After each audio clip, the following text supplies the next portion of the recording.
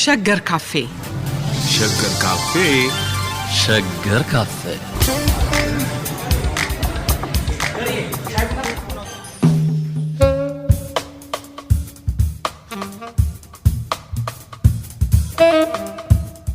በ1958 የተቋቋመው የኢትዮጵያ ሕግ ባለሙያዎች ማህበር በቅርቡ 60ኛ ዓመቱን ያከብራል። ከ60 ዓመታት በኋላ ተለዋዋጭ እና ብዙ የለውጥ ሂደቶችን ባስተናገደው የሀገራችን የፖለቲካ ስርዓት ውስጥ ይህን ያህል ዓመታት ጸንቶ መቆየት ከፍተኛ ስኬት ነው። በሕግ ባለሙያዎች ማህበር የ60 ዓመታት ጉዞ እንዲሁም ከማህበሩ ዓላማ በመነሳት በሕግ ጉዳዮችና ለሕግ የበላይነት መስፈን እንዲሁም በጥብቅና ሙያ ላይ ስለሚያበረክተው አስተዋጽኦ ለመነጋገር እንግዶችን ወደ ሸገር ካፌ ጋብዘናል። እንግዶቻችን የሕግ ባለሙያዎች ማህበር ፕሬዝዳንት አቶ ወንድማገኘው ገብረስላሴ፣ አቶ መታሰቢያ ኃይሉ የኤላ ጆርናል ኤዲቶሪያል ቦርድ ሰብሳቢና ኤዲተር ናቸው። ወይዘሮ አበባ አለሙ የማህበሩ ዋና ጸሐፊ ናቸው። ሁላችሁም ስለመጣችሁ በጣም አመሰግናለሁ። እንኳንም ለ60ኛ ዓመት አደረሳችሁ። ቀላል አይደለም አይደለ?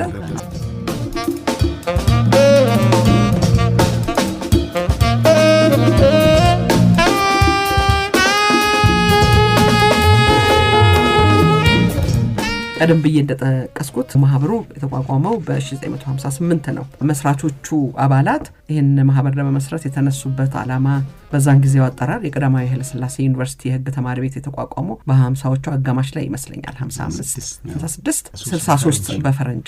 ስለዚህ ከ3 ዓመት በኋላ ነው ማለት ነው የተቋቋመው። ይሄ ምናልባት አዲሶቹ ሙሩቃን ነበሩ ይሄንን ያቋቋሙት። መነሻ ዓላማቸው እንደው ለመረዳት እንድንችል ብዬ ነው። ከዛ ተነስተን እንዴት ስኮፑ እየሰፋ እንደመጣ ለማየት እንዲያስችለን ብዬ ነው ይህን ጥያቄ ማነሳው እና ይህን የተቋቋመበት ዓላማ ምን ነበር? መጀመሪያ ከዚህን ጀምር። መልካም፣ እኔ በዚህ ልጀምር ይችላለሁኝ። እንግዲህ እንዳልሽው እውነት ነው። በ1958 መስከረም 29 ነው የመጀመሪያው ቦርድ በዛ ስብሰባ ላይ ተመረጠ እና ስራውን እንዲጀምር ውሳኔ የተላለፈው ያኔ ነው። ያ ማለት ግን ምናልባት ወደ ኋላ ትንሽም ሳይሄድ አይቀርም ዝግጅቱ ምኑ ሲደረግ እና የአዲስ አበባ ዩኒቨርሲቲ ተማሪዎች እዛ ውስጥ አልነበሩም። በአብዛኛዎቹ ቀደም ሲል በሕግ ስራ ላይ የነበሩ ሰዎች ናቸው። ስማቸውን ምናልባት ማንሳት ካስፈለገ ልናነሳ እንችላለን። የመጀመሪያው ፕሬዝዳንት የነበሩት አቶ ወርቄ ወልደ ዮሐንስ የሚባሉ ናቸው እና ከሳቸው ጋር 10 ሰዎች ናቸው የተመረጡትና በአዲስ አበባ ዩኒቨርሲቲ የሕግ ትምህርት ቤት ውስጥ የተማሩ አይመስለኝም። ምክንያቱም ከዛ በኋላ የመጡ ሌሎች ከአዲስ አበባ ዩኒቨርሲቲ የተመረቁ ሰዎች እንደነበሩበት ደግሞ የተረዳ ነው እና የምናየው ነገር አለ እና ዓላማው መጀመሪያ ሲመሰረት መረዳጃ ማህበር ነው ያሉት። በ1959 መስከረም ላይ የተጻፈው የማህበሩ መተዳደሪያ ደንብ ያንን ነው የሚያሳየው። ግን ብዙ አልቆየም። መስከረም መጨረሻ ላይ ጥቅምት ማለት ነው መስከረም 29 ጥቅምት ዳር ታህሳስ ላይ ባደረጉት ጉባኤ የምናየው ምንድን ነው? ስሙን ለወጡት የጠበቆች ማህበር ያሉት እና የጠበቆች ማህበር ብለው የካቲት ላይ የተለያዩ ስራዎችን ጀመሩ። አንዱ የጀመሩት ስራ ምንድን ነው? የጠበቆች ዝርዝር ይሰጠን ከፍትህ ሚኒስቴር። ምክንያቱም ጠበቆችን ለማስተዳደር እና ተገቢውን ለማድረግ ዝርዝሩ ያስፈልገናል፣ ዝርዝሩን ይሰጠን ብለው ጠየቁ። በዲሲፕሊን ኮሚቴ ውስጥ መግባት አለብን፣ የጠበቆች አስተዳደርን በተመለከተ እኛ ራሳችን እንትን ማለት አለብን የሚሉ ሀሳቦች እንደነበሯቸው ነው የምናየውና መጀመሪያ መረዳጃ ቢባልም ከጥቂት ጊዜ በኋላ ወደ እንትን ነው የሄደው፣ ወደ መብት ጥያቄዎች ነው የሄደው፣ ወደ ሙያ ማህበርነት ነው የሄደውና ከዛ በኋላ ያሉት እንትኖች ሁሉ የሚያሳዩት ያንን እንደዚህ በተወሰኑ ፈቃደኛ በሆኑ ሰዎች የተጀመረ ነው። እኔ እንደው ከዩኒቨርሲቲው ሕግ ትምህርት ቤት ጋር የተያዘ ነገር ካለው ብዬ ነበር። እንግዲህ ትኩረቱ እንዳላችሁት በ60 ዓመታት ጉዞ የአገልግሎት አድማሱን እያሰፋ ሄዷል። እነዚህ ወቅቶችን በማንሳት በየዘመኑ የተካሄዱ ለውጦችን ብታነሱ፣ ለምሳሌ 59 ቅድም እንዳልከው የጠበቆችን መብት የሚመለከቱ የዚህ እንደ እርስ በርስ የፒር አይነት ሪቪው አይነት ነገር እንዲኖር በመፈለግ ይመስለኛል ወደ ፍትህ ሚኒስቴር የሚሄዱትና የጠበቆች ስነ ምግባርንም የምንንም ጉዳይ ያነሳ ይመጣ ይመስላል። የጠበቆች መብትን የሚመለከቱ ጉዳዮች እንደገና ደግሞ በነጻ የጥብቅና አገልግሎት መስጠትን የሚመለከት ይመስለኛል። በዚህ ጉዳይ ክርክር ይነሳል። የጠበቆችን የነጻ አገልግሎት በሚመለከት ከደጅ ስንመለከተው መብት የሚያስከብሩ የሕግ ባለሙያዎች መብት ይህን ያህል ጊዜ እንዴት ይፈጃል? ምክንያቱም እየተንከባለለ ይመጣል አይደል? እስከ 90ዎቹ ድረስ ይሄ ክርክር እንዴት ነው እናንተ የራሳችሁን መብት ለማስከበር ይሄን ያህል ጊዜ ከፈጀባችሁ እኛማ ምን ተስፋለን ነው። እሺ ምናልባት ቅድም ከተነሳው ነገር ጋር አብሮ ለመመለስ ያህል እንደተባለው አቶ መታሰቢያ ነው አጥፍታችን። እሺ እንደተባለው 1958 የአዲስ አበባ ዩኒቨርሲቲ ተማሪዎች ገና ግራጁዌትም አላረጉ። ስለዚህ እንኳን አይደለም ይሄን እንደመመስረት ይቀርና ገና ግራጁዌት አድርገው ስራም አልጀመሩም ማለት ይቻላል። ትምህርት ቤቱ የተጠናከረ አልነበረም ሲሉ ሰምቻለሁ በዛን ጊዜ የነበሩ ተማሪዎች። እውነት ነው። ሌላው ምናልባት ሌላ ቦታ የተማሩ ሰዎች ህግ ተምረው የመጡ ሰዎች ነበሩ። ግን እነዚህ ሰዎች ደግሞ በአብዛኛው የምናገኛቸው ፕሮፋይላቸውን የመንግስት መዋቅር ውስጥ ነው። የመንግስት ተቀጣሪ ነው ሲሆኑ የምናያቸው። ብዙ ጊዜ ፈረንሳይ ሀገር፣ ግብጽም ካናዳ ተምረው የመጡ የህግ ባለሙያዎች አሉ የህግ ትምህርት ቤቱ ከመቋቋሙ በፊት እና እነሱ አብዛኞቹ ሲመለሱ በአብዛኛው የመንግስት መዋቅር ውስጥ ገብተው ሲሰሩ ነው የምናያቸው እንጂ በዚህ በጥብቅናው ላይ በኋላ ላይ ነው እንግዲህ ወደ ጥብቅናውም ሲመጡ የምናገኛቸው እንጂ በዚህ ወቅት አይደለም። ሌላው ምናልባት የመረዳጃ ማህበር የሚለው አይ ቲንክ በወቅቱ ብዙ ጊዜ ከዚህ ጋር በተለይ ከመደራጀት መብት ጋር በተገናኘ እነሱ ጥያቄዎች አሉ እና እነዛ ጥያቄዎች ምንድነው ክሪቲሲዝም አለ፣ ጥርጣሬም አለው። መንግስትም ጥርጣሬ ያለው ማህበር አለው። በህገ መንግስቱም ላይ በ1923ቱም ላይ የነበረው ህገ መንግስት ላይ በኋላም ላይ የተሻሽሎ በ1948 ዓመተ ምህረት የተሻሻለው ህገ መንግስት ላይ ይሄ ከመደራጀት መብት ጋር በተገናኘ ያሉ ውስንነቶች አሉ። ስለዚህ በወቅቱ እንደ ፋሽን የነበረው መረዳጃ እድር ነበር። ለዚህ ደግሞ ለምሳሌ የኢትዮጵያ ሌበር ዩኒየን ታሪክ ብንመለከተው መረዳጃ እድር እየተባለ ግን አክቹአሊ ግን የሚሰራው የመረዳጃ እድር ስራ አይደለም። ምክንያቱም በኋላ ላይ ወደ እውነተኛ የሌበር ጥያቄዎች እያደጉ ሲመጡ እናገኛቸዋለን። አሁን ቅድም አቶ ወንድማገኝ እንዳለው የኢትዮጵያ ህግ ባለሙያዎች ማህበር ታሪክም የመረዳጃ ማህበር የሚል ስያሜ ተሰጠው ቢሆንም ግን ወዲያው በጣም በፍጥነት የኢትዮጵያ ጠበቆች ማህበር ተብሎ በወራት ውስጥ ተቀይሮ መሄዱ ያጋጣሚ ጉዳይ አይመስለኝም። ምክንያቱም ከዶክመንቶቹም ስናይ በዛ መካከል መጀመሪያ በተደረገው ጉባኤና ከዛ በኋላ ወዲያው ስሙ በተቀየረበት ጉባኤ መካከል ስሙ ምን ይሁን የሚሉ ትልልቅ ዲቤቶች መደረጋቸውን አናገኝም። ያ ማለት መጀመሪያም ሐሳቡ ይሄ እንደነበረ ማሳያና ምናልባት ቴስት ማድረጊያ ሊሆን ይችላል። የመደራጃ የዚህ ለመደራጀት ማለት የመረዳጃ ማህበር የሚለው ስያሜ እና አይ ቲንክ ከዛ አንጻር ብናየው መልካም ነው ማለት ነው። እሺ አውባ ሌላው ምንድነው ቅድም ያነሳሽው አለ እንግዲህ እንደ ጠበቃ የእናንተን መብት የራሳችሁን ለማስከበር እንዴት ይሄን ያህል ጊዜ ፈጀ የሚለው ነገር አለ። እንግዲህ እንደ አጠቃላይ እንደ አገር ነው የምናየው ከዲሞክራሲያዊ ስርዓት ግንባታ ጋር በተያያዘ አብሮ መሄድ ነው ልክ እንደ ሌላው ሰው ጥያቄ ማለት ነው። አሁን ላይም ከሌላው ጊዜ የተሻለ ደረጃ ላይ ነው ብለን እናስባለን። ግን አሁንም ይቀረናል። ኢቭን የጠበቆች ማህበር አቋቁመናል ራሱን ጠበቃው እንዲያስተዳድር በተወሰነ መልኩ፣ ግን አሁንም ይቀረናል። ሂደት ነው እንግዲህ የዲሞክራሲ ስርዓት ግንባታ ላይ ስንሆን አይ ቲንክ በሂደት የሚመጣ ነገር ነው። የመብት ጥያቄ ያለፍንባቸው ስርዓቶች በንጽጽር የተሻለ ደረጃ ደርሰናል ነው እንጂ ብዙ ፍላጎት በተለይ በመንግስት ደረጃ ብዙ የሚበረታታ አልነበረም። ብዙ ሂደቶች ብዙ ትግሎች አልፈን ነው እዚህም የደረስ ነው። አሁን ላይ የጠበቃ መብት የምንለው የህግ የበላይነት የምናያቸው ጉዳይ ላይ ደረስ ነው አይ ቲንክ በሂደት ነውና አይ ቲንክ አጠቃላይ ከሀገራችን የስርዓት ግንባታ ጋር የተያያዘ ይመስለኛል። ለዛ ነው ትንሽ ዘገያችሁ ያልሽው። ጥያቄዎቹ የዚህ የጠበቃ አገልግሎት የሚለው ላይ እሺ ከዛ በፊት ግን እንደው አንድ ኢንተረስቲንግ ታሪክ ላንሳ ብዬ ነው። የህግ ባለሙያዎች እንዴት ነው የራሳቸውን ችግር ሳይፈቱ እስካሁን የቆዩ የሚለው። አንድ ጊዜ የአዲስ አበባ ዩኒቨርሲቲ የህግ ትምህርት ቤት ተማሪዎች ማህበር የሚባል ማህበር ነበረ።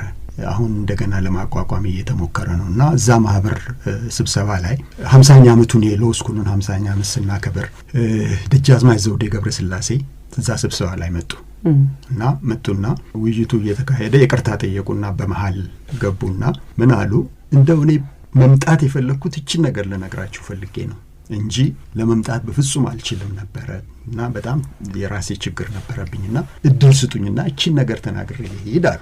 እድል ተሰጣቸው እና ምን አሉ ደጃዝማች ዘውዴ ገብረስላሴ የዛን ጊዜ ይሄ ህግ ትምህርት ቤት እኮ ሲቋቋም የነበረውን ፈተና አታውቁም እናንተ።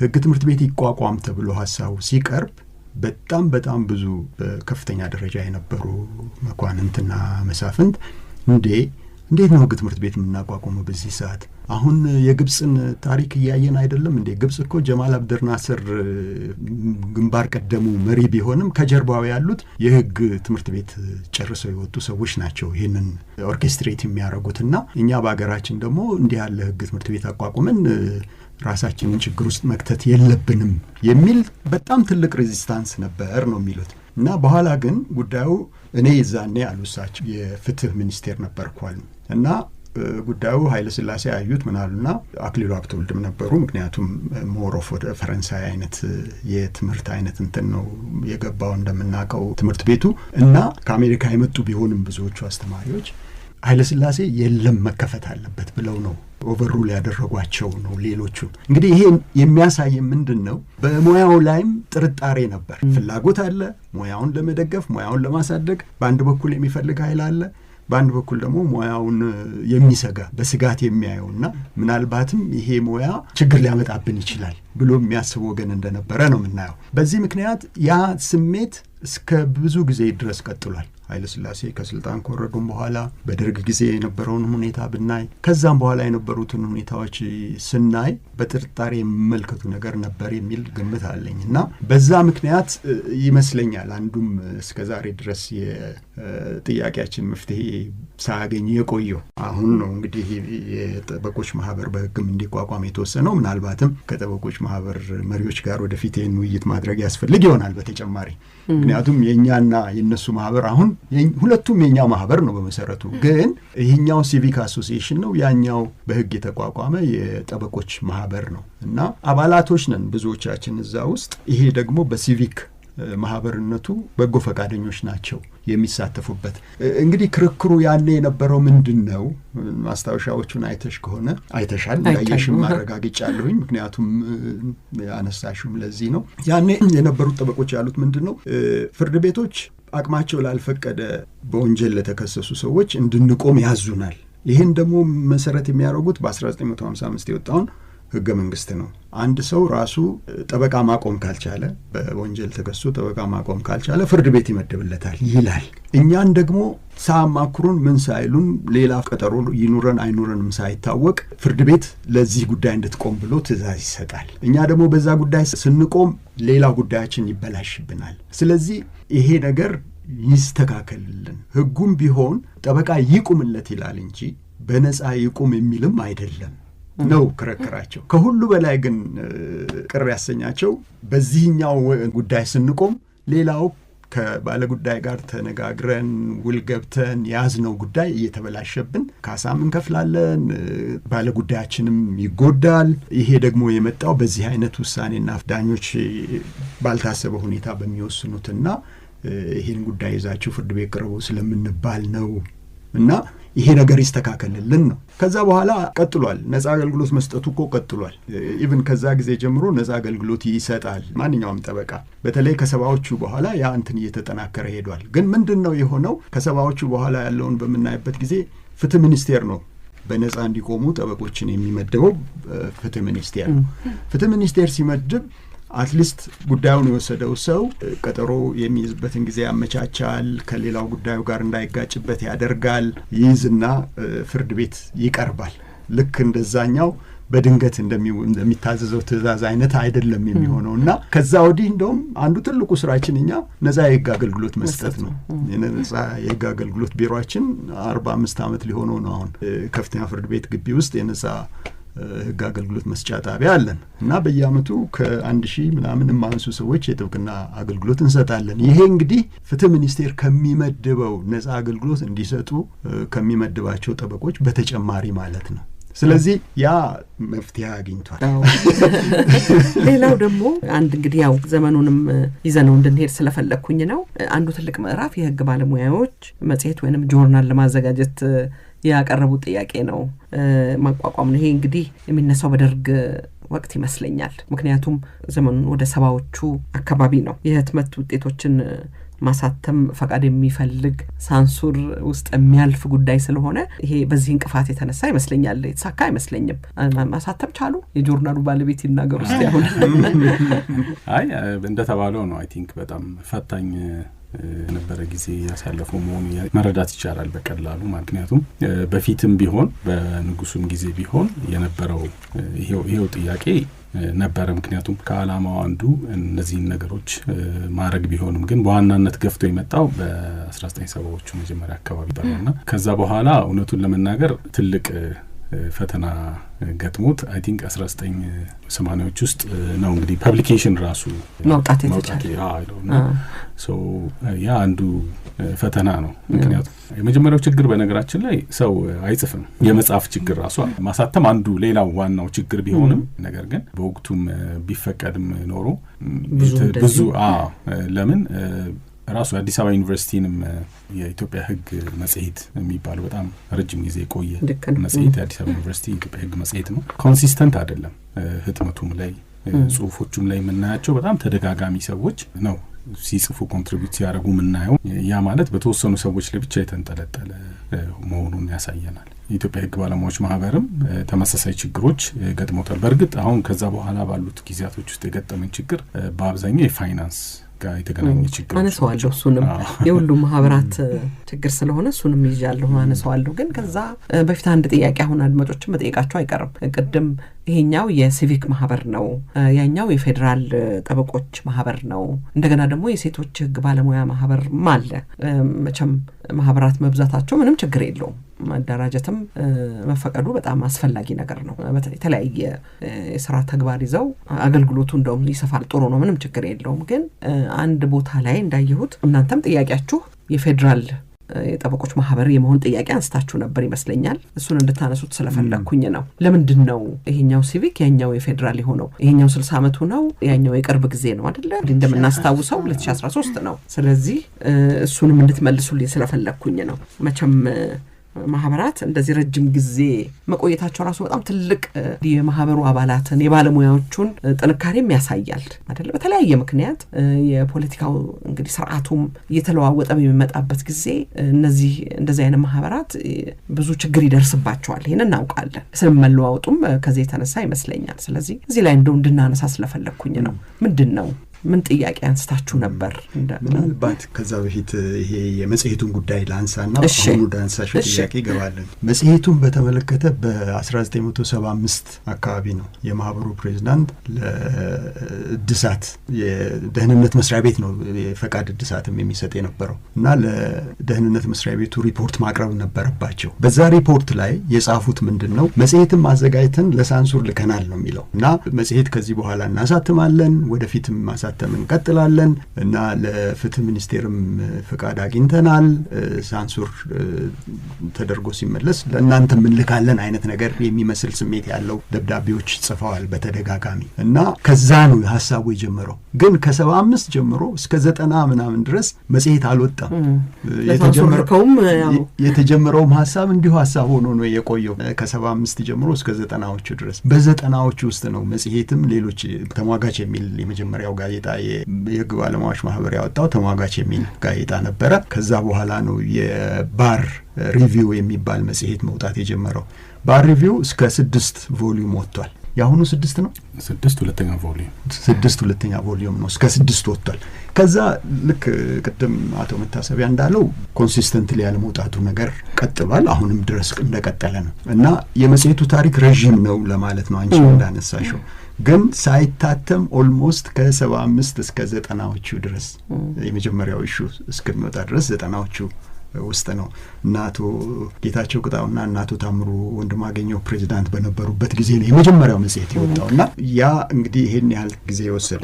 ገርሞኝ እኮ ነው። ምክንያቱም እዛ ላይ ስማቸው የተዘረዘረውን ሰዎች ስመለከት እና አቶ ንጉሴ ፍታወቅ አሉ፣ አቶ ፍስሐ ባየ አሉ።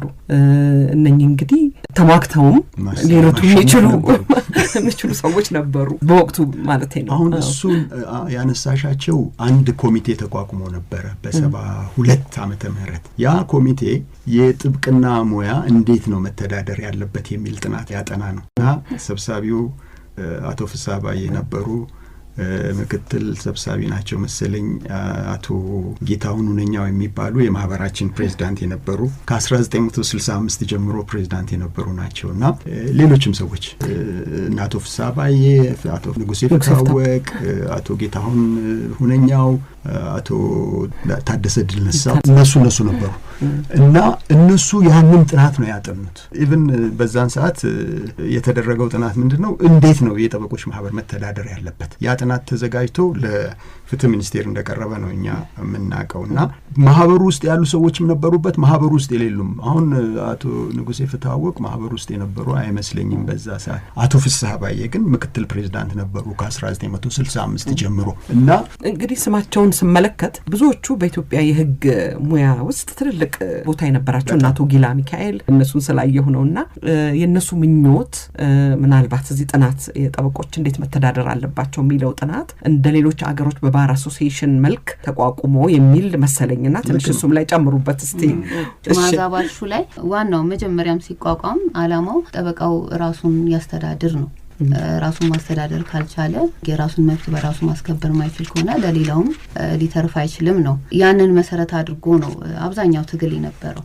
ከዛ አንፃር እንግዲህ በፊት ምንድነው የነበረው በተለይ ይሄ ፍትህ ሚኒስቴር ፍርድ ሚኒስቴር ባር በነበረበት ጊዜ የጠበቆችን ዲሲፕሊን የሚመለከቱ ጉዳዮች ሲኖሩ ሙያተኛው ተሳታፊ ባለሆነበት ሁኔታ ነበረ ጉዳዩ የሚታየው የሚዳኘው። ያ ደግሞ እንግዲህ ተገቢውንም ውጤት አያመጣም፣ በተለይ ጠበቃውን የሚጎዳ ነው የሚሆነው። ከዛ አንፃር እነዚህ ጥያቄዎች ተደጋጋሚ ጥያቄዎች ነበሩ። አሁን የደረስንበት በተለይ አሁን ለኛ ለኢትዮጵያ የህግ ባለሙያዎች ማህበር ትልቅ አቺቭመንት የምንለው ይሄ 2013 ላይ የተቋቋመውን የፌዴራል ጠበቆች ማህበር ነው። ይሄ ማህበር በህግ ነው የተቋቋመው፣ በአዋጅ ነው የተቋቋመው። ዋናው ስራው ጠበቃው ራሱን ማስተዳደር እንዲችል በተለይም ከጥብቅና ፈተና ግምገማ ጀምሮ ከፈቃድ አሰጣጥ ጋር በተያያዘ እንዲሁም ከዲሲፕሊን ጉዳዮች ጋር በተያያዘ አሁንም ቢሆን ጠቅላይ አቃቢ አብሮ ነው የሚሰራው ከጠቅላይ አቃቢ ጋር እንደ በላይ ጠባቂም አይ ቲንክ ልንወስደው እንችላለን። ሙሉ በሙሉ ከጠቅላይ አቃቢ ሞግዚትነት አልወጣም። እንግዲህ አዋጁ ላይ በሂደት ራሱን ሲችል ሙሉ በሙሉ ከጠቅላይ አቃቢ ከመንግስት ቁጥጥር ውጭ ይወጣል የሚል ሀሳብ አለው። እንግዲህ ያን ማሳካት ይጠበቅብናል ብዬ አስባለሁ። ይሄ ማህበርም እሱን ማገዝ አለበት ብዬ አስባለሁ። ከዚህ አዋጅ መምጣት በኋላ አብዛኛው አሁን የጠቀስኳቸው ስራዎች ላይ ሙያተኛው ራሱ የኮሚቴ አባል ሆኖ የራሱን ጉዳይ ራሱ እንዲዳኝ የተደረገበት ሁኔታ አለ። እንደገና ደግሞ የጠበቆች ድርጅቶች ሪኮግኒሽን ተሰጥቷቸዋል በዚህ አዋጅ መሰረት ማለት ነው። በተሻለ ደረጃ አሁን ላይ ራሳችንን የምናስተዳድርበት ሁኔታ አለ። ስለዚህ ማህበራችን ቅድም ካነሳሹ ጥያቄ ጋር ስመለስም ይሄኛው የኢትዮጵያ ህግ ባለሙያዎች ማህበር የሚባለው 60 ዓመት የሆነው ማህበር ሲቪክ ማህበር ነው። የኢትዮጵያ ህግ ባለሙያዎች ሴቶች ማህበር የሚባል አለ። እሱም ሲቪክ ማህበር ነው። ኦልሞስት ተያያዥ ነው ስራችን፣ ግን የሴቶቹ ፎከስ የሚያደርገው የሴቶች መብትና ጥቅም ላይ ነው። የኛም በተዘዋዋሪ ያው የሴቶችን ጉዳይ መለከታል፣ የህግ በላይነት፣ እኩልነት የሚለውንም አብሮ ያለ የፎከስ ጉዳይ ነው። ሌላው ደግሞ የኛ ማህበር አጠቃላይ ማህበር ነው፣ አገር አቀፍ ነው። የህግ ባለሙያዎች ሁሉንም ይመለከታል፣ ጠበቃም ብቻ አይደለም። የኛ ማህበር ጠበቆችን፣ ዳኞችም፣ ነገረ ፈጆችም ማንኛውም የህግ ባለሙያ የትኛው ክልል ያለ የህግ ባለሙያ አባል ሊሆን የሚችልበት ነው። የራሱን ጥቅም በዋነኝነት የራሱን መብት ሊያስከብር የሚችልበት ሁኔታ እንዲሁም አጠቃላይ በአገሪቷ ላይ ያለውን የፍትህ ስርዓት በተመለከተ ድምጹን የሚያሰማበት ብዙ ስራዎች ሊሰራ የሚችልበት ማህበር ነው። ስለዚህ መሰረታዊ ልዩነታቸው እንግዲህ ከፌዴራል ጠበቆች ማህበር ጋር ያ የቁጥጥር ስራ ነው የሚሰራው በዋነኝነት። የኛ ደግሞ የበለጠ ለባለሙያው የሚሰራ ማህበር ነው። ቤዚክ ልዩነቱ ያ ነው። እዚህ ላይ አንድ መጨመር የምፈልገው ነገር ምንድነው ወደ ኋላ ትንሽ እንድንሄድ ብዬ ነው። ምናልባት ወደ ኋላ ሲሄድ አትሊስት መስራች የነበሩትን ቅድም አቶ ወርቄ ወልደሃንሰን አንስቻለሁ። አቶ ህይወት ዳሩ ሁለተኛው ፕሬዝዳንት የነበሩ ናቸው። አቶ ጊላ ሚካኤል ቅድም እንዳልሽው የማህበሩ መሪ የነበሩ ናቸው። አቶ ጌታሁን ሁነኛው ለረጅም ጊዜ የማህበሩ መሪ የነበሩ ናቸው። እንደውም በእኔ አመለካከት ማህበሩን ከቅድመ አብዮት ወደ ከአብዮት በኋላ ወዳለው ትውልድ ያሸጋገሩት እሳቸው ናቸው ብዬ አስባለሁ። ምክንያቱም በ65 ነው የተመረጡት እሳቸው እና አቶ ፍስሐ ባዬህ እና ሌሎችም ሰዎች የተመረጡት በ65 ነው። አቶ ፍስሐ ሳይሆኑ አይቀሩም። ከአዲስ አበባ ዩኒቨርሲቲ ከተመረቁት ሰዎች ውስጥ መጀመሪያ የዚህ ማህበር አባል የሆኑት የመጀመሪያው አባል ሳይሆኑ አይቀሩም እና ምክትል ፕሬዝዳንት ሆኑ 65። አቶ ጌታሁን ሁነኛው እስከ 81 ድረስ የማህበሩ ፕሬዝዳንት ሆነው ዘልቀዋል። እና እንዳልነው ቅድም የነበረው ሲነሳ ማህበሩ የነበረው አመለካከት ጠበቆች ራሳቸውን በራሳቸው ያስተዳድሩ ነው ወይዘሮ አበባም እንዳለችው። ከዛ በኋላ ግን ጊዜው እየተለወጠ ሲመጣ ኢቨን እስከ መጨረሻው እስከ 2000 ዓመተ ምህረት ድረስ ያለውን ታሪክ በምናይበት ጊዜ እኛ የጠበቆች ማህበር ነን፣ የጠበቃውን ማስተዳደርም ያለብን እኛ ነን፣ ወይም ጠበቃውን የሚያስተዳድር በህግ ድርጅት ይቋቋም እና ያ ጠበቃውን የሚያስተዳድር አካል ደግሞ መሆን ያለበት ጠበቃው እንዴት ነው ትሬኒንግ፣ ምን አይነት ትሬኒንግ ማግኘት አለበት፣ ምን አይነት ደረጃዎችን ማሟላት አለበት፣ እንዴት ነው ፈቃድ የሚሰጠው፣ እንዴት ነው በዲሲፕሊን የሚታዩ ያስተዳደር ማለት ነው። ያስተዳደሩን ስራም እኛ መስራት አለብን የሚል ስሜት ነበረው የኛ ማህበር ራሱ ከተመሰረተበት ጊዜ ጀምሮ እና በየጊዜው ዲሲፕሊን ኮሚቴ ውስጥም ገብቶ ነበር። እስከ 2000 ዓመተ ምህረት ድረስ የዲሲፕሊን ኮሚቴ አባል ነው፣ የዳኞች አስተዳደር ጉባኤ አባል ነው፣ የጠበቆች ፈቃድ አሰጣጥ ኮሚቴ አባል ነው፣ ፍትህ ሚኒስቴር በነበረው እንትን ውስጥና ይሄ ከ1960ዎቹ ጀምሮ የነበረ ነው። የመጀመሪያው ጥያቄ ሲነሳ አንዱም ይሄው ነበረ። በኋላም ብዙ ሬኮርዶች አሉ። ፍትህ ሚኒስቴር የሄዱ የኛ ማህበር መሪዎች ይሄንን መብት ሲጠይቁ አንድ እንደውም በደንብ ማስታወሻ አለ። ያ ማስታወሻ እዛ ስብሰባ ላይ አቶ ህይወት ዳሩና አቶ አማረ ሙላት የማህበሩ ጸሐፊ ነበሩ። አብረው እንዴት እንደሄዱ አብረው ዲስከስ እንዴት እንዳደረጉ ያነሷቸው ኢሹዎች በደንብ ተቀምጠዋል። ያነጋገሩት ደግሞ የዛን ጊዜ የፍትህ ሚኒስቴር ምክትል ሚኒስቴር የነበሩትን በላቸው አስራትን ያነጋገሯቸው። እሳቸው ያኔ ምክትል ሚኒስቴር ነበሩና ጥያቄው ይሄው ነበር። ከዛ በኋላ ግን ኦኬ እናንተ ራሳችሁን እኛ እናስተዳድሩ አምጡ የምትሉትን ጉዳይ እንትን ካላችሁ እና እኛ ኮሚቴ ውስጥ እንስራ ካላችሁ ይሄን እናይላችኋለን ሰዎችም እንድትወክሉ እናደርጋለን። ግን የምትወክሏቸውን ሰዎች አፕሮቭ የማድረግ ወይም የመቀበል ያለመቀበል ውሳኔ የኛ ነው የሚሆነው ብለው ከዛ ጊዜ ጀምሮ እስከ 2000 ዓመተ ምህረት ድረስ በነዛ ኮሚቴዎች ውስጥ ማህበራችን ሲሰራ ነበር። የተከታታይ የህግ ስልጠና ትምህርት ይሰጥ ነበር። የጠበቆች ዲሲፕሊን መከበር አለበት በሚል ስልጠናዎች ይሰጥ ነበር እና እስከ 2000 ዓመተ ምህረት ኢቭን ከዛም በኋላ ቢሆን የነበረው አመለካከት የጠበቆች ማህበር መሆን አለብን፣ እኛ ጠበቆችን ማስተዳደር መቻል አለብን፣ ወይም ደግሞ የጠበቆች ማህበርን የሚያስተዳድር ህግ ይውጣ የሚለው ኮንቲኒየስሊ የነበረ እንትን ነው። በ1998 አካባቢ ማህበሩ የኢትዮጵያ ህግ ባለሙያዎች ማህበር መባሉ ይቅርና የጠበቆች ማህበር ይባላል የሚል ውሳኔ ያሳለፈ ማህበሩ በ98 ይህንኑ ለማጠናከር ነው። መንግስት ግን ያንን ሊቀበለው ፈቃደኛ አልሆነም። ፈቃደኛ ባለመሆኑም ከ97 ምርጫ ጋር በተያያዘ የኛ ማህበር ሰዎች ለምን ያለ አግባብ ይታሰራሉ፣ ፍርድ ቤት መቅረብ ነበረባቸው በሚል የማህበራችን ፕሬዚዳንት ያኔ አቶ ጌታቸው ቅጣው ነበሩ። በዛ በተነሳ መንግስት ትንሽ ቅሬታ ነበረው ይመስለኛል። በዛ ቅሬታ የተነሳም እናንተ የጠበቆች ማህበር አይደላችሁም፣ የጠበቆች ማህበር ይቋቋማል የሚል አቋም በመያዙ የህግ ባለሙያዎች ማህበር የሚለው ስም እንዲቀጥል ሆነ። በ2002 አካባቢ አዲስ የመተዳደሪያ ደንብ ረቀቀና ጸደቀ። እዛ ላይ ቅድሞ ወይዘሮ አበባ ያለችው ነገር ሁሉ ተካተተ። አባል ማን መሆን ይችላል ምናምን። ግን ስቲል ማህበሩ የጠበቆች ተከታታይ ስልጠና የመስጠትን ጠበቆች ራሳቸውን የማስተዳደር ጉዳይ ተግባራዊ መሆን አለበት የሚለውን ይዞ ቀጥሏል። በኋላ ግን ያው አዋጁ ሲወጣ በህግ ተቋቋመ። ይሄ ደግሞ ሲቪክ ሆኖ እንዲቀጥል ተወሰነ። በ2016-15 ውይይት ነበረ። የማህበራችን ጉባኤ ተወያየና የጠበቆች ማህበር ተቋቁሟል። የጠበቆች ማህበር መቋቋሙ በጣም ጥሩ ነው። ምክንያቱም ስንታገልለት ሌሎችም ጠበቆች እኛም እንደ ማህበር ስንታገልለት የነበረ ነው። መቋቋሙን በጣም ፈልገዋለን፣ ተደስተናል። ግን እኛ እንዴት እንሆን፣ ማህበሩ መቀጠል አለበት ወይስ እዚሁ ላይ ማቆም አለበት የሚል ውይይት ነበር። እዛ ውይይት ላይ ማህበሩ ለምንድን ነው የማይቀጥለው? በህግ የተቋቋመ ማህበር አለ። ያ በህግ ነው የተቋቋመው። የራሱ የህግ ሰውነት አለው። እኛ ደግሞ በሲቪክ ማህበር መልክ ነው የነበርነው እስከዛሬም። በአዋጅ የተቋቋምን ማህበር አይደለንም። በአዋጅ የተቋቋምን ስላልሆንና በህግ ባለሙያዎች ፍላጎት የተመሰረተን እስከሆነ ጊዜ ድረስ መቀጠል የማንችልበት ምክንያት የለም። እንደውም ልንደጋገፍ እንችላለን።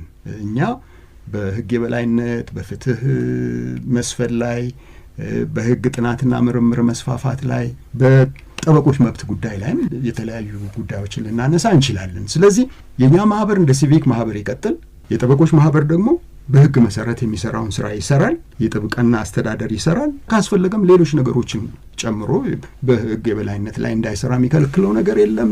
የፍትህ ተደራሽነት ላይ እንዳይሰራ የሚከለክለው ነገር የለም።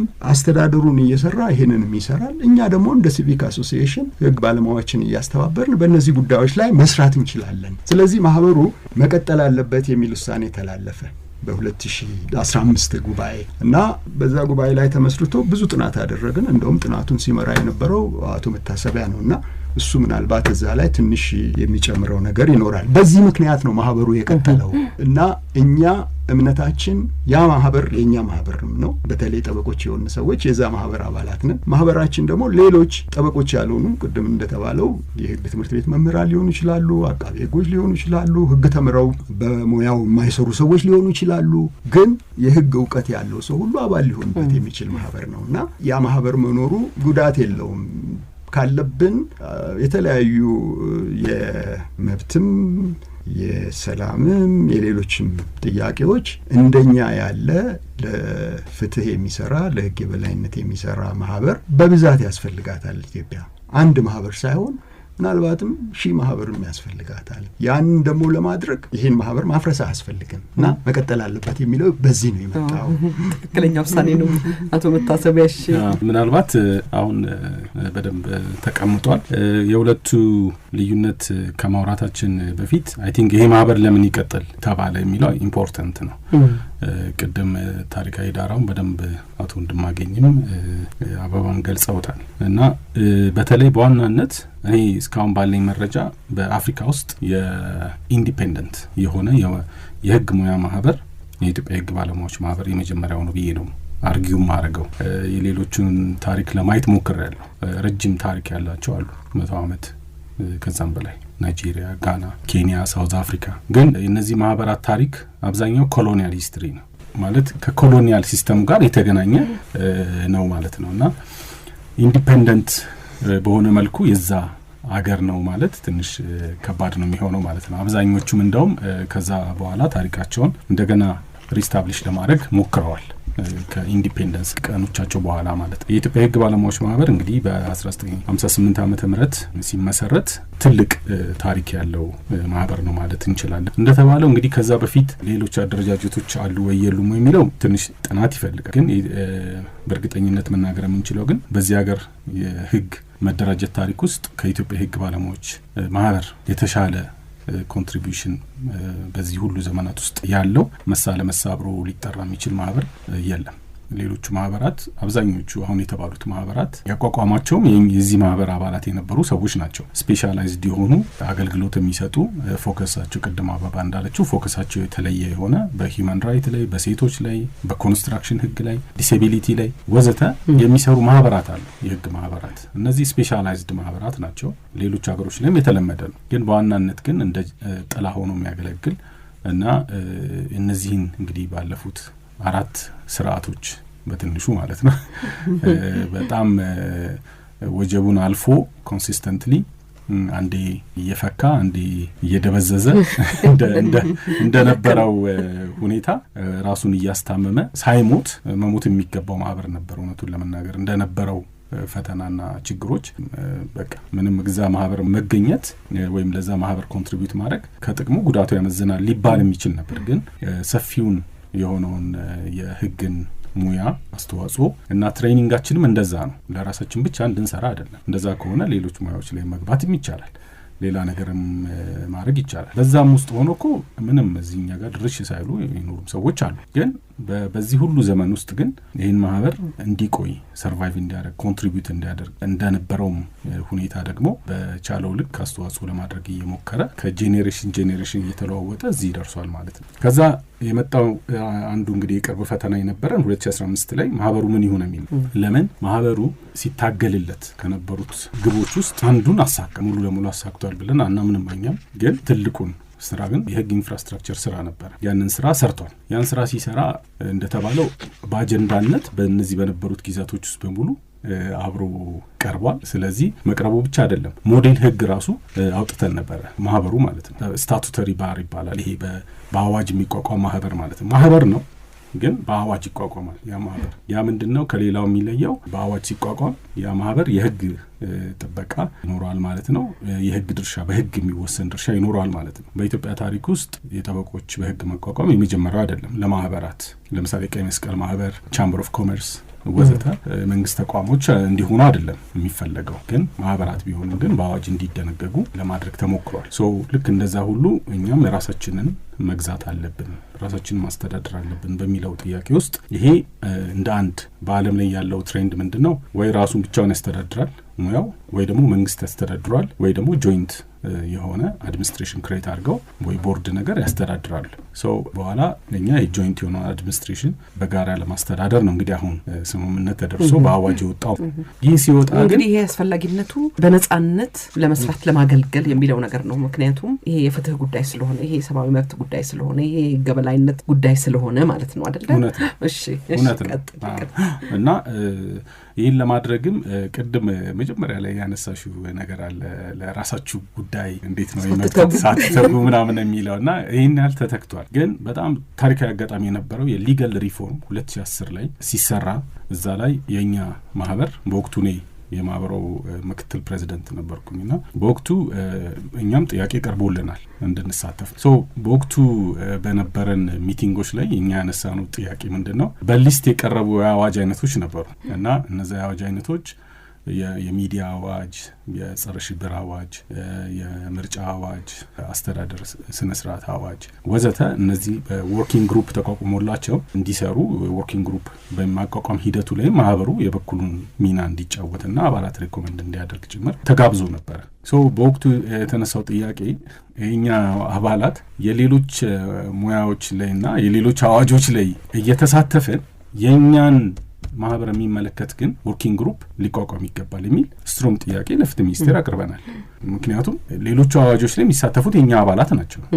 ሌሎች አባላትም ያልሆኑም ሰዎች ተሳትፈዋል። በእርግጥ ከአካዳሚክሱም ከጥብቅናውም ወዘተ። ግን የኛ ማህበር ግን ስትሮንግሊ ይህን ጥያቄ ለፍትህ ሚኒስቴር አቅርቧል። ፍትህ ሚኒስቴርም በጉዳዩ ላይ ተነጋግሮ ፖዚቲቭ የሆነ ምላሽ ተሰጥቶናል። ስለዚህ ያ ወርኪንግ ግሩፕ እንዲቋቋም ሲደረግ ይሄ አዋጅ ድራፍት እንዲደረግ የኢትዮጵያ ሕግ ባለሙያዎች ማህበር ኢኒሼት ከማድረግ ጀምሮ የአንበሳውን ድርሻ ነው የወሰደው።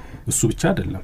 ወርኪንግ ግሩፑ ሲቋቋም ወርኪንግ ግሩፑን እኛ ዳውት ነበረን። ለምን 1992 ዓ.ም የነበረ የጥብቅና አዋጅ ሲወጣ አንዳንድ ጉዳዮችን በሚመለከት መመሪያ ይወጣል እየተባለ የተተው ለምሳሌ ሎው ፈርም ማቋቋም በኢትዮጵያ ውስጥ ተፈቅዶ በህግ ግን ዝርዝሩን በሚመለከት መመሪያ ይወጣልታል ከተባለ 92 ዓመተ ምህረት ነው 90 ጀምሮ ሳይወጣ አንድም ሎው ፈርም ሳይቋቋም በህግ ተቋቁሞ በጣም ኦድ ነው። እንደዚህ አይነት ነገሮች ስለነበሩ ያንን የወርኪንግ ግሩፕ መምራትን ፈልገን ነበር እውነቱን ለመናገር። የወርኪንግ ግሩፑን ቼር የማህበራችን የኤግዚኪዩቲቭ ዳይሬክተር በበላይነት እንዲመሩት አባላቶቻችን በጣም በዚህ ላይ አክቲቭ የነበሩ የማህበሩም የቀድሞ ፕሬዚዳንቶች በወርኪንግ ግሩፕ ውስጥ እንዲሳተፉ ተደርጎ ይሄ አዋጅ እንዲወጣ ተደርጓል። ስለዚህ ይሄ አሁን የወጣውን የፌዴራል ጠበቆችን የሚያስተዳድረውን ማህበር እንዲቋቋም የሎው ፈርም በኢትዮጵያ ውስጥ እንዲቋቋም የሚያስቻለው አዋጅ እንዲወጣ የአንበሳውን ድርሻ የወሰደው የኢትዮጵያ ሕግ ባለሙያዎች ማህበር። ከዛም በኋላ በእያንዳንዱ ወርኪንግ ግሩፖቹ በሚያደርጋቸው ሪፖርቶች ውስጥ እኛ በአካል እየተጋበዝን በፍትህ ሚኒስቴር ማለት ነው ሪፖርቶቹን አብረን ሰምተናል፣ አስተያየት ሰጥተናል፣ አክቲቭሊ ተሳትፈናል። ከህጉም ሲወጣ በወቅቱ ኮንሰልት ተደርገናል። የመጨረሻ በተለይ ከመውጣቱ በፊት የፕሬዚደንት ስፒች አለ በዚህ አመት ይሄ ህግ ይወጣል የሚል እኛ ልዩነቶች ነበሩ እዛ አዋጅ ውስጥ ሊካተቱ ይገባሉ የሚል ትልቅ ኢሹዎች ነበሩ እና እነዛ ኢሹዎች ሊታረቁ ስላልቻሉ የአመቱ መጀመሪያ ላይ ደግሞ የፕሬዚዳንቷ ስፒች ስለደረሰ በዛ ምክንያት ተጠርተን የኢትዮጵያ ሕግ ባለሙያዎች ማህበር ተጠርተን እኔና የኤግዚኪዩቲቭ ዳይሬክተሩ በእነዛ ጉዳዮች ላይ ዲስከሽን ተደርጎ የልዩነት የሚባሉ ጉዳዮች ላይ ምክንያቱም ይሄ ነገር ከታለፈ ምናልባት ታሪካዊ ስህተት ሊሆን ይችላል፣ ከዛ በኋላ ላይወጣ ይችላል። ያ ደግሞ አመቱ መጀመሪያ ላይ ይውጣ የሚለው ፍትህ ሚኒስቴር ኢንዶርስ ለማድረግ እነዛ ነገሮች በስምምነት ቢሄዱ ጥሩ ነው ብሎ ስላመንበት ነው። በዛ ምክንያት እነዛ ልዩነቶችን ታርቀው ቅድም አበባ ያለችው ወደፊት በተለይ ኢንዲፔንደንት ነው የሚል አንዱ ጥያቄያችን ስለነበረ እሱ ወደፊት በሂደት እንዲመለስ እዛ አዋጁ ላይ እንዲካተት ተደርጎ አዋጁ ጸድቋልና በዚህ ሂደት ውስጥ የኢትዮጵያ ሕግ ባለሙያዎች ማህበር ትልቁን ድርሻ ተወጥቷል። ይሄ ብቻ ሳይሆን እንደውም በህገ ህገ መንግስት አርቃቂ ኮሚሽን ውስጥ ተወክላችሁ ነበር? ልክ ነው። ማህበሩ ሰነዶች ውስጥ የምናያቸው ነገሮች ምንድነው የሚሉት? ህገ መንግስት አርቃቂ ኮሚቴ ውስጥ 2 ሰዎች ነበሩን ይላል። አንዳንድ እንትኖች የተሟላ ሰነድ አይደለም፣ አንዳንድ ችግሮች አሉበት ሰነዱ። ግን ያየነው 2 ሰዎች እንደተሳተፉ ከነዚህ ውስጥ አቶ ማርቆስ ወልደሰንበት አንዱ መሆናቸውን በእነዚህ ሰዎች ተሳትፎ ማህበሩ ምስጋና እንደተሰጠው ሰርቲፊኬትና የህገ መንግስት ጥራዝ እንደ ስጦታ እንደተሰጠው ሪፖርቶች ያሳያሉ። ያንን አይተናል። አቶ ማርቆስ ደግሞ በዛ ውስጥ እንደተሳተፉ እናውቃለን። ሁለተኛውን ሰው ግን እኛም ራሳችን ልናገኛቸው ዶክመንቶችን አላገኘናቸው። ብዙ ሰው ጠየቀ። በጣም ይገርማል። በዛ ጊዜ የነበሩ ሰዎችን ሁሉ ሳይቀር ጠየቅን እና በአግባቡ ያንን መረጃ ኮምፕሊት ልናደርግ አልቻልንም። እንደውም አንድ የሆነ የታሪክ ሰነድ ነገር አዘጋጅተናል። እዛ ላይ ባካችሁ ይሄን የምታውቁ ሰዎች ኢንፎርሜሽኑን ስጡንና ይሄንን ሰነድ እንድናሟላ ወርዱን የሚል ሁሉ ጨምረን። ጥሩ ነው። አዲስ በሚወጡ ህጎች በህግ ማሻሻያዎች ላይ ብዙ አስተዋጽኦ አላችሁ። አሁን ደግሞ በቅርብ ጊዜ በዚህ በአገራዊ ምክክር አጀንዳ ላይ ሀሳቦችም አቅርባችኋል። ምን ላይ ያተኮረ ነበር? ምናልባት ህገ መንግስታዊ ማሻሻያ ላይ ምንድን ነበር ያቀርባችሁት?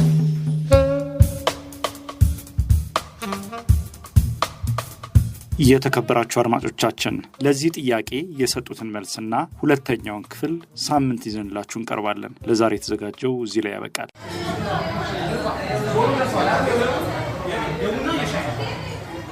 ሸገር ካፌ ሸገር ካፌ ሸገር ካፌ